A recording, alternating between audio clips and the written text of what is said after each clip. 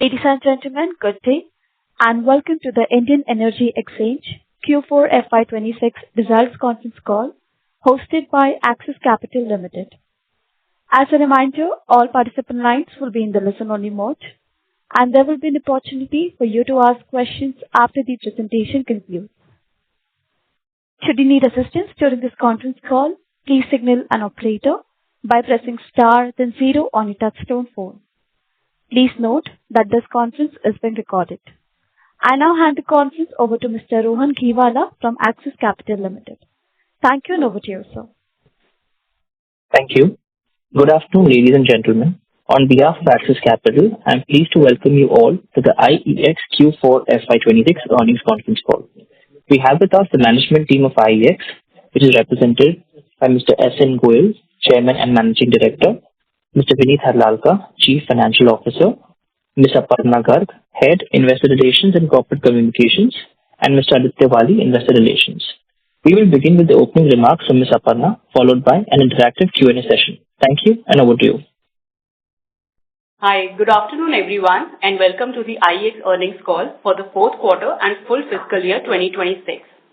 I, Aparna Garg, will be making the opening remarks today. With me today on this call are Mr. Satyanarayan Goyal, CMD IEX, Mr. Vineet Harlalka, CFO and Company Secretary, and Mr. Aditya Wali from the Investor Relations team. Mr. Rohit Bajaj, JMD, and Mr. Amit Kumar, Head of Market Operations and Exchange Technology, are not available to join us today due to other official meetings. Amid geopolitical challenges in the Middle East and heightened global uncertainty, India continues to remain the fastest growing major economy in the world, delivering a strong GDP growth of 7.8% in the third quarter of fiscal 2026. Based on second advanced estimates released by the National Statistics Office, India is expected to end financial year 26 with a growth rate of 7.6%. The recent Middle East conflict has heightened risk to the growth outlook through elevated crude prices, supply disruptions, slower global growth, tighter liquidity, and spillovers into domestic credit markets. However, India's growth performance going forward will be driven by a strong domestic consumption, increased capital investment, and steady momentum across industry and services. Further reforms such as rationalization of GST rates, new labor laws, and free trade agreements with the UK and EU position it on track to become the world's third largest economy. On the power sector front, India's electricity demand at 423 billion units in Q4 FY26 increased moderately by 2.2% compared with Q4 FY25, though at 1709 billion units, electricity consumption for FY26 remained almost flat. Financial year 2026 witnessed an incremental 58 gigawatts of installed capacity across thermal and renewable sources, taking total installed capacity to 533 gigawatts. Renewable energy accounted for more than 50% of the total installed capacity at 275 gigawatts, making India the third largest in terms of renewable capacity globally. Notably, in FY26, India achieved this milestone of sourcing 50% of its cumulative installed electricity power capacity from renewable sources 5 years ahead of the 2030 target. On the fuel side, ample fuel was available at competitive prices. India's coal production reached 322 million tons in Q4 FY26, and in FY26, India's coal production recorded 1041 million tons. Coal inventory as of 31st March 2026 stood at 25 days. According to Ministry of Coal, to address any potential energy shortages in the current evolving situation, the national coal stockpile of over 210 million tons represents a buffer of nearly 3 months of energy consumption. While imported coal price during Q4 averaged nearly $53 per ton, higher by 6.6% compared with the same quarter last fiscal. However, at $47 per ton, prices were lower by nearly 10% in FY26 compared with FY25. Overall, the fuel situation for the sector remained comfortable throughout the last year. Let us now talk about few important regulatory updates and policy initiatives during the year. In January, Ministry of Power released the Draft National Electricity Policy 2026, aimed at aligning the power sector with Viksit Bharat goals over the next 2 decades. The draft prioritizes cost-reflective tariff reforms, a phased reduction in cross-subsidies, and time of the day peak hour pricing to improve efficiency and strengthen DISCOM finances. It has also set ambitious consumption targets of per capita electricity use rising to 2,000 units by 2030 and over 4,000 units by 2047. For deepening power markets, the draft proposes building frameworks to establish generation capacity addition through market mechanisms such as bilateral contract settlements.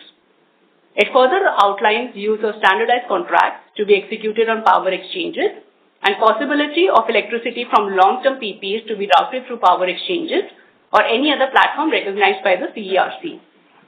These are positive initiatives for the development of the sector and that of the power market.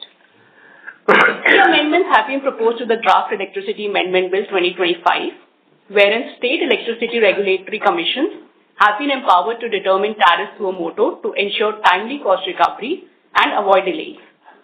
Cross subsidies are to be progressively eliminated within 5 years for manufacturing, railways, and metro operations. In a push for CNI and open access consumers, DISCOMs may be exempted from universal supply obligation to CNI users with more than 1 megawatt load. Also, DISCOMs would provide non-discriminatory open access to multiple distribution licensees on payment of wheeling charges. These proposals would enhance competitiveness of the CNI segment. CERC issued final guidelines for VPPAs in December 2025. These guidelines recognize power exchanges as authorized platforms for sale of electricity by RE generators entering VPP arrangements. They should help increase volumes on exchanges. The CERC issued first amendments to REC Regulations 2026, clarifying REC applicability for designated consumer, renewable consumption obligation, and VPPAs. Under these amendments, RE-based captive plants may be issued REC but cannot trade REC to the extent of self-consumption of electricity. Amendments also specify source-based REC multipliers that would remain valid for 15 years. These multipliers should help increase REC inventory going forward. The MOP has already issued the final notification on renewable consumption obligations, allowing fulfillment through multiple avenues, including RECs from VPPAs, and enabling fungibility across wind, hydro, and other components. We have sought CERC approval to align our green contract with the revised RCO framework, and the matter is currently reserved. Once approved, this alignment is expected to bring greater clarity on RE sale and procurement and support higher renewable participation. Ministry of New and Renewable Energy of India, that is MNRE, has approved a 500 megawatt pilot CFD for RE on a 3-hour basis to be implemented by SECI. This pilot shall enable RE generators to sell electricity on power exchanges, while SECI settles the difference between the discovered strike price and the reference market price. The pilot would supply 1500 megawatt hour of RE power daily for 3 non-solar hours with settlements based on DAM prices and backed by a CFD stabilization fund of 76 crores provided by the government. With regards to the carbon market, the Ministry of Environment, Forest and Climate Change has issued final notifications on greenhouse gas emission intensity targets for 7 sectors: aluminium, chlor-alkali, cement, pulp and paper, petrochemicals, petroleum and textiles, while notifications for iron and steel are awaited. These sectors account for about 16% of India's GHG emissions, with a combined baseline of 480 million tons carbon dioxide equivalent in FY24, targeted to decline to 465.3 million tons by FY27. The carbon credit certificate trading procedures are currently being drafted by the BEE in consultation with Grid India. These developments have laid the foundation for trading of carbon credit certificates on power exchanges. CERC issued an order on implementing market coupling on 23rd July 2025, in which the regulator decided to initiate the process of implementation of market coupling of day-ahead market by January 2026. Subsequently, IEX had filed an appeal in the APTEL. In its order issued on February 13, 2026, APTEL mentioned that as market coupling cannot be implemented without regulations, IEX is not an aggrieved party at this stage. As per the order, as and when final regulations are issued, and if IEX is aggrieved by them, they have the liberty to challenge the regulations before an appropriate forum, including all grounds raised in the appeal filed before APTEL. Further, on April 17, 2026, CERC issued draft regulations for market coupling, according to which Grid India would act as the market coupling operator, that is the MCO. Also, Grid India would be responsible to frame detailed procedure for implementation of market coupling. CERC has invited stakeholder comments on the draft till 16th May 2026. On IEX performance, in Q4 of financial year 26, IEX recorded the highest ever quarterly traded electricity volume of 39.4 billion units, higher by 24.3% on a year-on-year basis. In the full year FY26, electricity volumes touched 141 billion units, higher by 17% on a year-on-year basis. In terms of RECs, during the quarter, a total of 71.7 lakh RECs were traded, an increase of 6% over the same quarter in FY25. And during the full year, a total of 187 lakh RECs were traded, recording a 5% increase over the last year. For the quarter, consolidated revenue for the company grew by 12.5% year-on-year, increasing from rupees 174.6 crore in Q4 FY25 to rupees 196.4 crore in Q4 of FY26. Profit after tax increased by 10.8%, rising from 117.1 crore in Q4 FY25 to 129.8 crore in Q4 of FY26. For the full year, profit after tax was higher by 14.9%, from 429.2 crore to 492.9 crore in the present year. The Board of Directors have announced a final dividend of rupees 2 per share, equivalent to 200% of face value of the equity share. Within electricity segment, RTM volumes at nearly 14.3 billion units in Q4 were higher by 48.2% on a year-on-year basis. In FY26, RTM volume grew nearly 41% year-on-year to 55 billion units compared with FY25. The RTM segment has continued to grow strongly with 39% share in electricity volumes at IEX. This segment has played a critical role by offering flexibility in power procurement and providing immediate responsiveness to efficiently integrate renewables with the grid. Green market volumes in Q4 FY26 rose 26.5% to 2.4 billion units compared with Q4 of FY25. For full year, the segment traded 10.8 billion units, an increase of 23% over FY25. This segment helps obligated entities, including DISCOMs, meet their renewable purchase obligations. With capacity addition, increase in solar, hydro, wind, and sustained supply from coal-based generation, supply liquidity and power exchanges improved and led to a substantial drop in the prices. In Q4 of financial year 26, settlements in the day-ahead market of IEX increased nearly 49% on a year-on-year basis, as a result of which the prices in the day-ahead market at 3.89 rupees per unit were down 12.2% year-on-year, while prices in the real-time market averaged 3.68 rupees per unit, a 15% drop. For the full year, sell liquidity in the day-ahead market was higher by 44%. At 3.86 rupees per unit, the average DAM price during the year was lower by nearly 14% compared with the last year. Similarly, at 3.59 rupees per unit, the average price in the RTM segment in this year was lower by 16% compared with FY25. These prices presented an opportunity for DISCOMs and C&I consumers to meet their demand at a competitive price and to replace their costlier power by procuring through exchanges. On the products front, we continue to await approval from the CERC on a petition to extend the term ahead market contract to 11 months. Similarly, with regards our green RTM petition, CERC has reserved its order. To support development of merchant storage capacity, we have filed a petition with CERC seeking introduction of peak DAM and peak RTM segments. These segments are intended to enable power trading during high demand periods such as late evenings and early mornings. The CERC's order on this petition is currently reserved. On IGX front, the Indian Gas Exchange completed 5 years of operations in financial year 26. The exchange currently represents close to 3% of India's overall gas consumption and 20% of the spot market. For Q4 of financial year 26, IGX traded gas volumes of 18.6 million MMBTU, lower by 8% over Q4 FY25, largely on account of supply disruptions in the Middle East beginning March.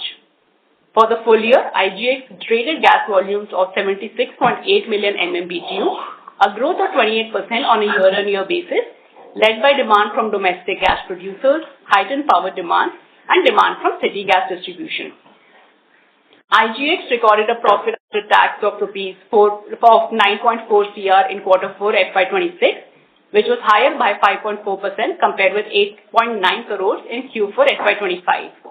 And for the full year, IGX recorded a profit after tax of rupees 41.9 crores, which is higher by 35% compared with 30.9 crore in the same period last year. Going forward, till geopolitical challenges in the Middle East ease, volumes could remain impacted, though some of it may be offset domestically. On the way forward, while power demand remained largely subdued in FY26 owing to weather conditions, CEA's projection of demand approaching 2,500 BUs by 2032 continues to support exchange volume growth. For this summer, the CEA has projected peak demand to reach 270 gigawatts, accompanied by the El Niño effect, which is expected to strengthen post-June 2026. While in the short term, this raises some concerns on sell-side liquidity. However, the government has already invoked measures under Section 11 for some imported coal-based plants to operate at full capacity, which will be effective till June 30, 2026. This is expected to increase supply in the system. During FY26, India's power sector witnessed the emergence of new market mechanisms such as VPPAs, electricity derivatives, contract for difference, and battery storage arbitrage. While implementation of 13 gigawatt of BESS projects under the first BGF tranche is underway, tenders for nearly 3/4 of the 30 gigawatt under the second tranche has also been awarded. Falling battery storage costs keep accelerating BESS adoption, with AP Transco having discovered the lowest price ever under the VGF mechanism in November 2025, rupees 145 per unit for a 1000 megawatt 2-hour 2-cycle tender. Earlier this year in February, NVVN discovered rupees 1.77 per unit for a 250 megawatt 2-hour 2-cycle tender. This year also marks the first merchant BESS trades at IEX from Juniper Green Energy Limited, the largest operating BESS asset in the country. Subsequently, Acme Solar and Adani Green have also leveraged storage arbitrage opportunities on the exchange platform. These developments deepen India's power markets and strengthen India's path towards energy transition. IEX's other diversification initiatives are also gaining traction. For quarter 4 of financial year 26, the ICX issued 46 lakh IREX, higher by 29% compared with quarter 4 of financial year 25. And for the full year, ICX issued 179 lakh IREX, recording a growth of over 200% compared with FY25. Revenue for ICX during the quarter stood at 2.2 crores and 7.7 crores for the full year respectively. With regards to coal exchange, the Ministry of Coal has come out with draft regulations for the exchange, and final regulations are expected later this calendar year. In pursuance of this opportunity, the IEX board has accorded in-principle approval to explore establishing a coal exchange in line with the proposed Coal Regulations 2025 issued by the Ministry of Coal. As India advances towards its net zero goals, energy markets are expected to play an increasingly significant role in shaping the nation's energy ecosystem. Thank you. We can now have the question and answers. Thank you very much. We will now begin the question and answer session. Anyone who wishes to ask a question may press star and 1 on the touchtone telephone. If you wish to remove yourself from the question queue, you may press star and 2. Participants, you are requested to use handsets while asking a question. Ladies and gentlemen, we will wait for a moment while the question queue assembles. A reminder to all, you may press star and 1 to ask a question. We have the first question from the line of Bala Subramanian from Arihant Capital. Please go ahead.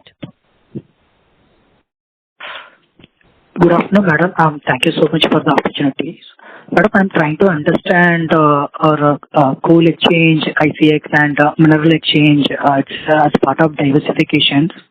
So what is the estimated TAM and revenue potential of a coal exchange in India, given that coal is largely allocated via long-term linkages? So I'm trying to understand what are the monetization models in terms of transaction fees, membership data, because it's not like not like gas, power. These things are standardized, while the coal and all is heterogeneous, logistics heavy commodities. So I'm trying to understand how we are going to take it forward. Yeah. Good afternoon, everyone. I am S.N. Goyal. So let me respond to this question. As far as coal is concerned, today coal is allocated for thermal power generating stations, and the allocation of coal is not to meet the full requirement of the power plants. So many of these power plants who have the PPAs, still they purchase coal from the market. And there are merchant power plants. There are other industries also who uses coal. So there is large opportunity on the buy side. On the sell side, we used to have, in fact, shortage of coal. That is why there were a lot of problems, and that premium in the e-auction market was also very high. But subsequently, the Ministry of Coal had taken many initiatives. They allocated many mines for the captive production, and also some of the mines were auctioned for the merchant production of coal. And subsequently, the industries having captive mines, they were also allowed to sell up to 50% of the coal in the market. I think all these provisions have now increased production of coal in the market, so the coal is now available in surplus quantity. So today we have multiple sellers in the market. It is not the Coal India alone. We have multiple sellers, captive mines are there, merchant mines are there, and also there are many buyers in the market. So we have a multi-buyer, multi-seller model in the market available. And if you look at the draft regulations, it says that even the e-auction coal will have to be transacted through the exchange. So the last year the e-auction coal transaction was about 80 million ton. So this is which provides a significant opportunity for the coal exchange. In addition to this, there are other industries also which buy coal. So I think the opportunity size based on that is going to be quite large. But we will have to wait for the final regulations to come, and only for the when the final regulations come, then we will be able to estimate the market size. But I feel that it is an initiative of the government of India, and because they feel that exchanges provide a lot of value in this, which it leads to transparent price discovery and both physical and financial settlement in time. So I'm sure government also is going to take a lot of policy initiatives to ensure development of the coal market. So with this, we feel that it's going to be a good opportunity to get into the coal exchange. Okay, sir. So my next question on that EnergyX platform and bidding API side, what percentage of total volumes now flow through API compared to manual web bidding? Is there any large discounts and CNI customers integrated their ERP directly with IEX APIs? In fact, more than 70% of our cleared volume is through the API system. So many of the distribution companies have already are connected with us through the API. So generators are also connected with this. So I think there is a significant improvement on quarter-to-quarter basis, and I am sure in the time to come, almost everybody will do the bidding through the API system. Okay, sir. Sir, my last question in that presentation, it mentioned about AI-based application development and security monitoring. Whether if you could share some examples in terms of AI model deployed, whether it is improved match efficiency, reduced mission penalties, or optimized bid suggestions. If you got some clarity on the AI-based application development and security monitoring side. See, we are not using AI for the price discovery. Price discovery is by our MIP-based algorithm, which is a linear programming-based model. This, at the moment, we are using AI for basically, we have a software team which is doing all activities for creating new products and managing the things. There we are using the AI system now. So it is reducing our coding time and in fact, the improvement, there is a significant improvement in the efficiency also. And another area is basically security. So that is providing us a robust platform. And in spite of so many instances of hacking, there has not been a single instance where they have been able to penetrate our system. So these are the advantages of this, and we are also working on many other areas where we can use AI application to benefit our customers. So it's basically operational improvement, right, sir? Yes, you're right. Yeah. Thank you, sir. Thank you. Thank you. We will take the next question from the line of Sumit Kishore from Axis Capital. Please go ahead. Good afternoon, Goel sir and Aparna. My first question is on the fourth quarter result. The other income seems to have slowed down versus the quarterly run rate over the last four quarters, down about 29%. Anything to call out here? I'll request my colleague, Mr. Vineet Harlalka, who is CFO and Company Secretary of the company, to respond to this question. Yeah, hi Sumit. Sumit, the major reason was that if you look at the December quarter number, it was a significant increase over the treasury income because there was a one-time gain we got because the interest rates were there and the market was improving. And as you all know, because of the Iran conflict and rupee situation, there was a significant correction in the market during this month of March especially. So a bit of mark-to-market impacts were there, and that was reflecting in the numbers. And the previous quarter, there was one-time gains. Those were there. And as the market is recovering, we will see that the numbers going back to the earlier numbers. Okay. So this is not, there are some non-recurring factors which have depressed that number. Yes. Right.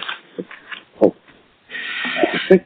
Second question is, regarding timelines now. The public comments close on the 16th of May on the draft PMR. But how, if you can maybe elaborate on what would be your legal or commercial strategy, if you can, or what will be the timelines that you have for the final notification of PMR to come out. Subsequently, when does the power market coupling procedure come out? So what sort of timelines do you think are in store? Sumit, it is very difficult to say on that. If you recall, this PMR 2021 was issued in February 21. But the draft of that came, to best of my knowledge, in 2019. So, can't really say how much time they will take because these are bigger issues of market redesign. So, I'm sure CRC is going to take into cognizance the comments they receive and also look into the aspect of market redesign. So, we really cannot say how much time they will take to issue the final notification. And this will be public comments, so there will be like the stakeholder consultation which had happened, there will be detailed comments from all parties. Okay. Yes. Okay. I think finally there's one question on the gas exchange. I know the Strait of Hormuz is still not functional. So, in terms of the gas exchange, Q1 can be quite depressed. What are the levers to shore up volumes on the gas exchange? See, as of now, since the gas is not coming from the side, and in India was getting significant quantity of gas from that side, so that is one issue. And second issue is that gas prices are also very high. So Indian market is quite sensitive to the gas price. So therefore, the volume in the March and also in April so far are not as good as what we had planned for it. But I'm sure the situation is going to improve. And as and when this improves, we should be able to catch up with the volume growth that has been happening on the gas exchange. And my estimate is that maybe in the first quarter we may not get any growth with respect to the last year first quarter, but from second quarter onwards we should be able to even achieve the growth also. So the volume that you do in Q1 this time, that would be with gas coming from where? I mean, or would it be domestic gas getting traded? There are still LNGs coming from different other sources. So part of that LNG is also getting traded. Then there is domestic gas also, which is also being traded on the exchange platform. In the domestic gas, like ONGC and Reliance, they have high pressure, high temperature gas from the East Coast site, Krishna Godavari KG6 fields, and they sell a part of that gas on the exchange platform. Similarly, domestic gas available with other suppliers also is being part of that is being sold in the market. Okay. And so, and basically that stake reduction in IGX now, you have got time up to which month? PNGRB has given us time up to 31st of December 2026. Thank you, sir, and wish you all the best. Thank you. Thank you. We will take the next question from the line of Kunal Thanvi from Banyan Tree Advisors. Please go ahead. Hi, thank you for the opportunity. I had two questions. One was on the recent draft from CERC on market coupling. So what we understand is, like, in the last avatar when the draft had come in July 2025, it was about that round robin, which we kind of, had a case against, we fought it, and then finally this new thing has come where they're saying that Grid India will become, MCO. So when we were reading the first draft that was in July 2025, operationally it looked like very cumbersome, to implement. But when you read this one, what is, IEX sense on, implementation of this kind of structure that now, CERC is talking about? That is point number one. And point number two, while multiple times, we have done the study and there's been an outcome that market coupling in the current structure without MBID will not kind of fulfill any objective from a efficient price discovery perspective. Then what is the intent of the regulator in terms of pushing for market coupling? Is it that they want price discovery to happen on Grid India itself, so one particular exchange don't have advantage, or any other insights if you can share? The second was on a possible buyback. If you can throw some light on how we as management team and the board is thinking about buyback at these prices. Thank you. Yeah, so let me first respond to your coupling question. So as you are aware, CERC in the order in the month of July, they had mentioned that market coupling on day-ahead market on round robin basis will be done. And now they have changed that decision, and in the draft regulations they are talking about Grid India. So I think situation is still fluid, and I personally feel that situation is fluid even on the market coupling. So maybe in due course of time they may review their own decision about the market coupling also and may not go ahead with this. So I cannot really say anything on this, what is finally going to happen. Even round robin was not a complicated mechanism. All three exchanges have their software, and they will have to only collect the bids. The designated exchange was required to aggregate the bids and do the price discovery. Now Grid India will have to create the infrastructure and software for this, which will be additional costs. So I don't think it is going to really provide any value in the process, but then it all depends on what regulator decides to do. So we'll have to wait and watch for that. And your second question was about the benefit from the coupling. I fully agree with you that based on the studies done so far, there is no benefit of coupling, and I'm sure regulator will also take note of this. The third is buyback. I think on the buyback, the mechanism for doing buyback there is still no final decision has been taken by SEBI so far. And I will request my colleague Mr. Vineet to share on this. So the SEBI is still, there are tender routes available. So there was a taxation issues in the previous year. Now with the budget, the government had come out with a revised tax structure. So again, buyback become one of the good options for distributing money to the shareholders. We are definitely considering it. And we are also waiting the draft notice SEBI had come out from the open market route which they disallowed earlier. So the management is observing all the developments and will take a due call considering the benefit of the stakeholders. Yeah, thank you. Just had a couple of follow-up. One was where we are in the IGX IPO process, and secondly on coming back to the market coupling, like whatever common shape the current draft talks about, this essentially means that if that goes through, then all the three exchanges, the key of functionality of them would be collecting bids and submitting it to the grid, which will Grid India, who will kind of discover the price, and then everybody the trades get executed. Is that right understanding? Yeah, and exchanges will be again doing the physical and financial settlement. So all that will be done still by the exchanges. Only the price discovery will be done by the Grid India. Okay. And on IGX? I think IGX IPO process is, we have initiated the process. So I am not really fully aware about the exact status of that, but I think it is progressing well. Okay. Sure. Thank you and all the best. Thank you. Thank you very much. Before we take the next question, ladies and gentlemen, in order to ensure that the management should be able to address all the questions from the participants in the question queue, we request you to kindly limit your questions to 2 per participant. If you have a follow-up question, please rejoin the queue again.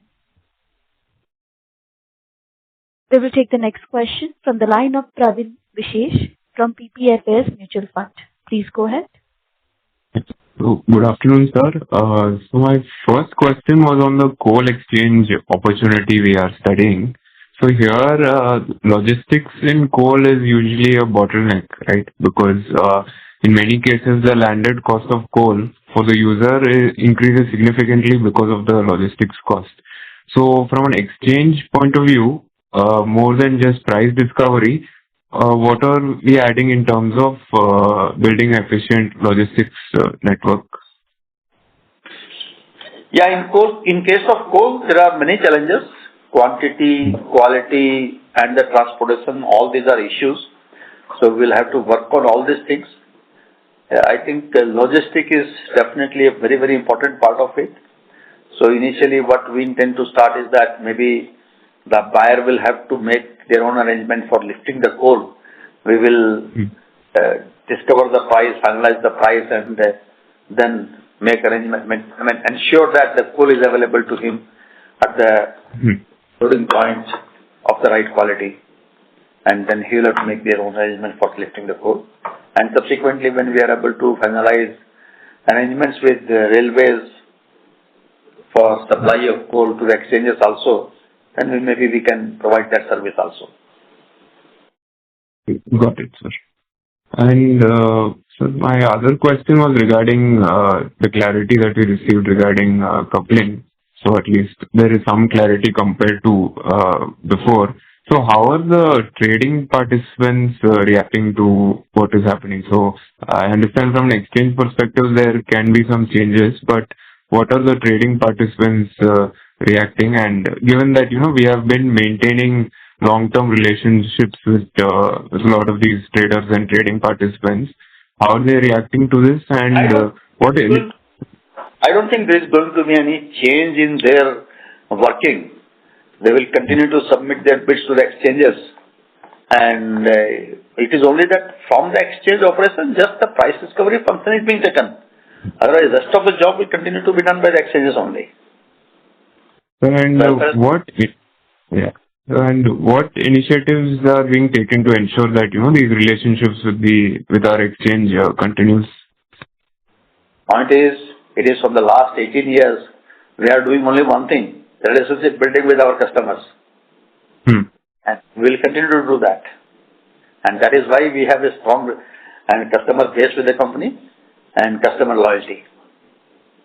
That's our USP. Got it. And my last question was on the VPPA thing. So has there any more momentum or interest picked up on this post the draft regulations, or is the interest still coming from the tech companies?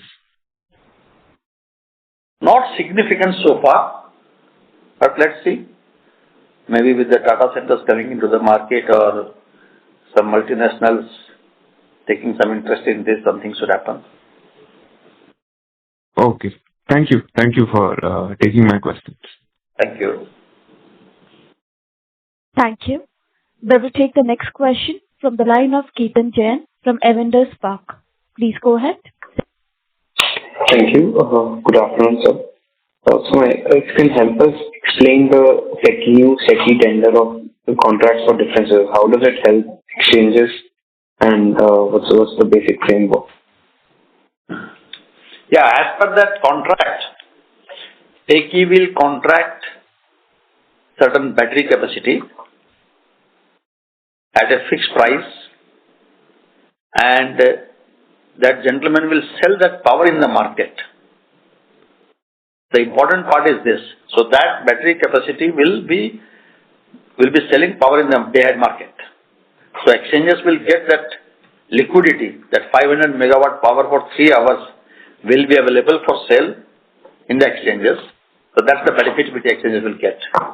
And if the sell price is more than their contracted price, maybe there will be some sharing of that profit gain between the SECI and that party who is setting up this capacity. Understood. This is a pilot tender. Do we expect more tenders coming in from this? Yeah, definitely. I mean, if you look at European countries, there are almost about 50-60% of the renewable capacity addition is happening through the CFD contracts. Because under the CFD contracts, you don't need any PPA, you don't have any scheduling issue, you don't have any payment issues. So they do all this capacity addition to the CFD route. Now, this is for the first time Government of India is trying on a pilot basis. But I am sure with the success of this project, many more projects will come, should come, and even this will be also this will also pave the way for the private investors. If the result of this pilot is positive, maybe they will also set up capacity on merchant basis. Understood. And this is only for battery, or it's a technology agnostic? It can be wind as well. This is for battery, what I believe. Okay. Sir, and my next question is on what's your expectations for volume growth in FY27? I think we have been achieving a volume growth of 15 to 20% every year, and this year, in fact, the demand is also going to be high. So, with the new capacity additions and demand increasing, we should be able to maintain this volume growth of 15-20%. But again, everything depends on the demand, supply. These are all factors which are outside the exchange control. Certainly. Sir, what is the reason for fall in REC volumes in this year compared to last year? Any specific reason? There is no fall. There is, in fact, 5% increase in the REC volume. Okay. Yeah. Okay. I'll come back to the queues. Thank you. Thank you. We will take the next question from the line of Nitin Shaldekar from Green Capital Single Family Office. Please go ahead. Good afternoon to the management. This is Nitin Shaldekar from the Green Capital Single Family Office. My question is more as an investor rather than an analyst. Let's assume the worst case scenario that the market coupling regulation goes against the company and you lose the legal case. Now, obviously, as a risk management strategy, you would have decided to have strategies in place in case that were to happen. But is the understanding correct that the traders will have no functional reason to prefer IEX, and maybe the smaller new exchanges like HPX and PXI will be able to attract slightly more volumes and erode market share and might be some margin pressure. How do you anticipate in case the regulations were to go towards the market decoupling? It's just clarity from the management once and for all, so at least we can anticipate both sides of the equation. Thank you. Yeah, first of all, as far as market coupling itself is concerned, it will not be fair to assume that market coupling is going to happen. There are still things under discussions. But when taking your question that yes, in the worst case scenario, if it happens, one is that, customer loyalty is very important. And in the last 18 years, as I told earlier, that is what we have been doing. We have been interacting with the customer, understanding their problem, creating products to address that problem, telling them how to use the exchange platform, providing them data analytics, having API system for faster bidding and also financial settlement of the transactions. So all these things, the value additions which we are doing, I am sure we will be able to retain our customers. And this is something we will continue to do in future also. So with that, I am sure that we should, even after coupling also, we should be able to retain significant part of the market share in this DAM segment. Okay, so any potential offset for margin that you have done, that it might have a minor impact on margins might go down because you've always been dealing with this situation over the last 1.5 years. So do you expect a margin, because the business valuation is already reflecting that the liquidity moat is not there at this point in time in terms of the dominance. So do you think that there might be a slight changes in margin in case the worst case scenario were to come around, or it's just business as usual and you think that we have to accept it and carry on with what it is? I can only give you one example, that in case of the term ad market, where the liquidity is practically uniform across all three exchanges, the share of all three exchanges is in that same range of 40, 50%, 30%, 20% kind of numbers. So in that market is operating for the last 4 years. And in that market also, the margins are intact. Against 4 paisa, I think the margin is around 3.6, 3.7 paisa. That's the kind of number. So we don't expect significant impact on the margin part of it, the transaction fees part. Okay, thank you, sir, and all the best. Thank you. And hope you can retain the dominant position for IEX. Thank you. Thank you. We will take the next question from the line of Nikunj Bajaj, from an individual investor. Please go ahead.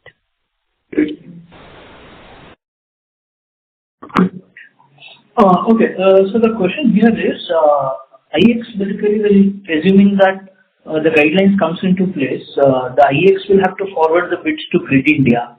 Now, this would require a lot of software re-engineering at your end. That is, at IEX, the software re-engineering has to be done. What would be the rough estimate cost and what, for this kind of an uncalled activity? We have our own software team, okay, and I'm sure our team will be able to do all these things. So it will not have an additional cost, is it?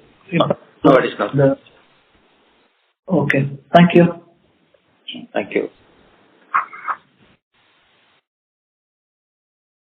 Thank you. We will take the next question from the line of Ravi Purohit from Securities Investment Management Private Limited. Please go ahead. Yeah, hi. Thanks for taking my question. Sir, on the market coupling, can you just share about, let's say RTM? I think this time's notification says that they would also like to include RTM. But is there anywhere, either in Europe or anywhere else, where RTM actually has market coupling? And secondly, India probably has like some 48 sessions in a day, right? Whereas Europe, I think at best, could do some 3 sessions in a day or 4 sessions in a day. So if you could kind of, just share the operational, how the RTM actually kind of, functions, and with the, with more and more, intermittent power capacities coming in from solar and wind, which mostly would be working with RTM. So if you could just kind of help us understand the entire ecosystem on which RTM operates, and where are the, where does this, and also that, once the gate closure happens, to finalizing the bid, price discovery, schedule, everything, like what kind of, time latency do you have, and how much, all of these things will kind of work out. So if you could just kind of highlight some of the issues about RTM, it will be helpful. Yeah. First question is that what is the, practice world over? In the RTM market, we haven't come across a case where there is a market coupling, because RTM market, the timelines are very tight. And in fact, if you look at the CRC order, which was issued on 23rd of July 2025, that also says that looking at the tight timelines of the RTM market, they will like to look at the performance of the DAM market and then see whether it is feasible for the RTM market or not. As far as these draft-like guidelines are concerned, there is just a enabling provision that in the RTM to be done from a date to be notified in future. If they decide to do something in future, then they can do that part of it. Okay. But there is no such decision as of now. Right. Because in case of RTM, the number of times it is to be done is 48, and today it is 15 minutes time block. We are talking about, because of the renewable, 5 minutes time block. Then in that case, instead of the 48, it will be 48 by 3. And the time available for doing all these activities also is very small. There is no slack time in the process. So it is going to be very, very difficult. So I have my own doubts about coupling in the RTM market. Okay.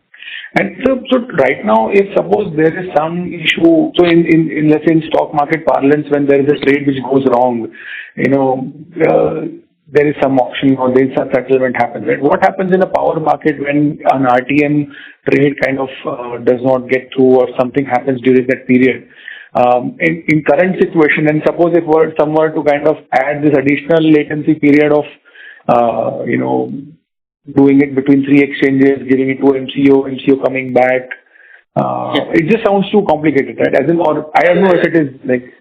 The point is, in case of coupling in the RTM market, if out of the 3 exchanges, if one exchange data do not get aggregated at the place, then you lose significant buy and sell volume, and that may lead to, sudden jerk in the price and the volume discovery. So it will definitely have a very, very adverse impact on the market. In case of day-ahead market, you still have time available, because you do only one auction a day. In case of RTM, we do 48 auctions in a day. So I am sure all these things will be considered by the regulator also before taking a final decision on this. Right. And sir, since the July 25 directions that notice was issued first on market coupling, and now this again in April. So between then and now, like what has been the count of registered participants on our exchange? Have they gone up, or have we kind of lost any customers to No. We are only getting customers. We are only getting customers. It's increasing. Numbers is increasing. So in the past, you used to have customers in the form of discoms or some generators, right? Now, going forward over the next 3 to 5 years, what kind of customers, would we actually get as more and more people, take up OGL licenses, and also what kind of customers do you kind of, envisage over a period of time now? Historically, it used to be only 2 sets of guys, discoms and let's say maybe some traders and some power generators. In fact, right from the day one, it has been distribution companies, trading companies, generating companies, and also industrial consumers.